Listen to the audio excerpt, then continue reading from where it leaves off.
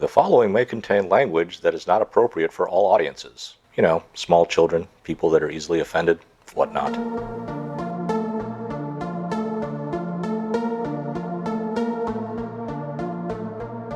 Hello, everybody. Thank you once again for joining us here on the Low Fact Podcast. Of course, I guess we can call it the 9-minute podcast now because of our new format. 9-minute limit.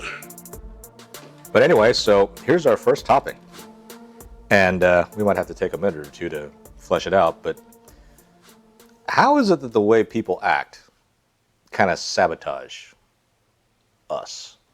Now, can you go into further detail on what you mean? Well, like all the stuff that I've been saying before, or we've been talking about before, you know, our proclivity to exaggerate, to lie, to manipulate, all this stuff kind of comes together, and there might be some issue that could be a big issue that people want to try and solve or something, but because of the way people act within a society, you know, like trying to politicize stuff, exaggerating, lying, whatever, trying to manipulate, that can end up hurting the cause, so to speak.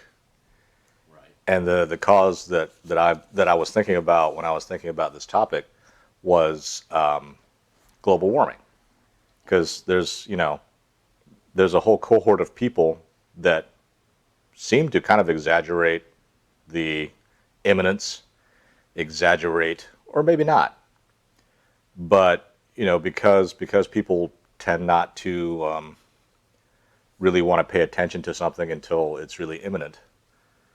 So all of a sudden, you know, what's the figure? 12 years? We've got 12 years before it becomes irreversible. I hear numerous of numbers. Well, before we all die out. Sometimes I hear it's like next year.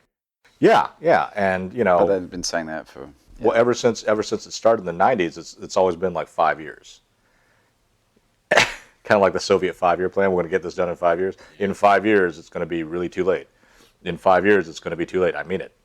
And then 5 more years go by. It's like, no, this 5 years is where it's at. This is it. And then on top of that, the whole politicization of things, because like it or not, the whole issue of global warming, climate change, it's been politicized. I mean, if you look at how people get research grants for anything in the scientific world, it's very political. And then you add that with people who believe it, and then they believe it with such religious fervor. If someone is doubting it, they're all of a sudden called a denier, like a denier of truth. Right. And so I wonder how much of the way people act really messes with a lot of the big ideas. Because everyone says, oh, on the other side, on the contrary side, says these guys aren't speaking from facts. Well, there's a lot of that going on. I mean, you know, science is a really messy thing, and you know, if you tend to look at science or scientific stuff like a religion, like, you know, this has been established so it can never be changed, I'm just like, I don't know. I mean, look at the food pyramid, right? When the food pyramid came out, everyone's like, oh, you need to eat mostly carb-based, low-fat stuff and you'll be healthy. That was a lie.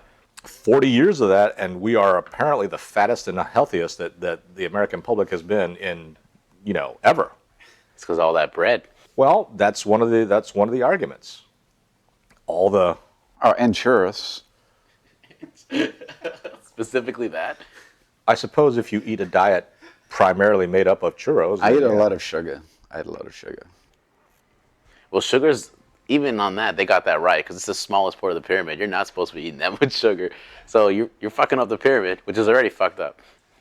But going back to the thing, I mean, so what do you guys think about that? Do you think that we kind of sabotage ourselves? People sabotage themselves because of the way that people have been conditioned to act? Well, there's that saying that it takes one to ruin it for everyone else, and that's true for every group of people. And I've never heard of that saying. No? What do you mean? It takes one to ruin it for everyone? Is that like oil in the water? Kind of like that, yeah, oil in the water in a sense. It's like always one person to ruin it for the rest of us. And when it comes to the climate change thing, like I do think it's a real issue, but due to the extreme of certain people, you have tainted the whole argument. So now they're like boy who cried wolf, like, oh, 5 years, 5 years, 5 years, it's never gonna fucking come. So due to their extreme behavior, they ruin things like that. But every group of people has their sour apples. Yeah, but that's another thing. That's, but that's why another does thing. is it a different question to say why does the extreme? Is it? I mean, these are extreme views often.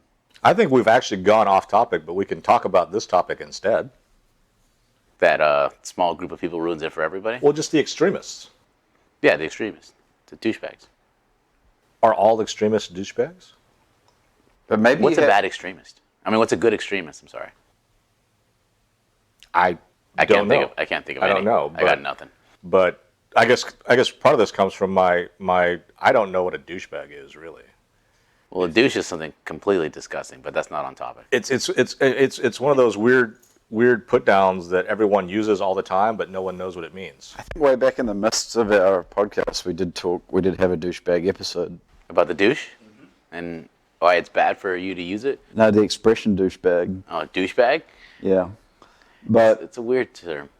I mean, douchebag's kind of like asshole. Everyone uses both those terms. I don't think there's a singular definition of what one is. Of an asshole? No, I think asshole is subjective. Then douchebag probably is too. Oh, definitely. It's but subjective. asshole's cooler than douchebag. Is it? I mean, how can it be when we don't know what they mean? Well, the point... Again, we're off topic. I know. But the point is, it takes a couple of mysterious douchebags and assholes to ruin it for any group of people, whether we know what they mean or not. So, but maybe now in the current society we live in, maybe it's only the extreme viewpoint and the extreme people that get attention. Well, they're the ones who yell the loudest. Maybe you have to be extreme, or maybe you have to put forth a black and white view on something in order to get traction. Because maybe if you say, oh, well, global warming, like the jury's still out, and there's science for and against it, then no one's going to like do anything. Like the whole imminence thing. Yeah, but then you do an extreme, and now nobody gives a shit because they've been, like Dave said, they've been saying 5 years for how long? 25 years. 25 At years. least. So at this point, we're all numb to it. It's like, at this point, let the world end. Fucking do it. We're edging it. Like the world wants to jump, and at this point, we're saying do a flip. So your opinion is if it's all bound to go down the Yeah, like at this point, down the toilet at some point. So I kind of want it to happen already. I've heard so many doomsday situations. Like, all right, let's do it. I think I'm ready. Do you want to be around for it? If they've been talking so like it's so horrible and it's gonna happen right now, I kind of want to see it. At this point, I don't think the world's going to end in 12 years. 5 years, we're fucked. Okay, Or whatever it 8 is. years or whatever it is. Even if it's 12 years, supposedly we can't do anything about it. Yeah, isn't it like a so bunch of studies that say it's don't over? do anything? Well, no. The people that harp on this 12-year number, saying we gotta change it because we've got 12 years or it's going to be irreversible. There are people that actually tried to look at the numbers and looked at the stuff and said, okay, so if it's 12 years, there's no way we can claw anything back. You know what? That's true. There was a UK guy that's been harping on about it for a quarter of a century or 30 years, and his latest thing was like, I don't remember his name, but his latest thing was like, we're already past the point, Of no the return. tipping point or whatever it is they call it. Basically, there's nothing we can do, and just good luck. So why is there so much attention then? I think because it's kind of people want to be part of a group, which is another human proclivity. Right. Social creatures. It started out with being the family and extended family as being the group, and we're out of time. Damn it, we didn't get anywhere. Well, that's because we started going off topic and never got back on. We only went off topic once, and the topic wasn't off topic, so I don't even know what to call this topic. we'll call it off topic. Again. So thank you. Thank you for listening to the Low Fact Podcast. Find us on Stitcher and iTunes. Just search Low Fact Podcast. Find us on Twitter and Instagram at Low Fact Podcast. Send us an email at lowfactpodcast@gmail.com. Find us on YouTube. Search Low Fact. All the links can be found in our About.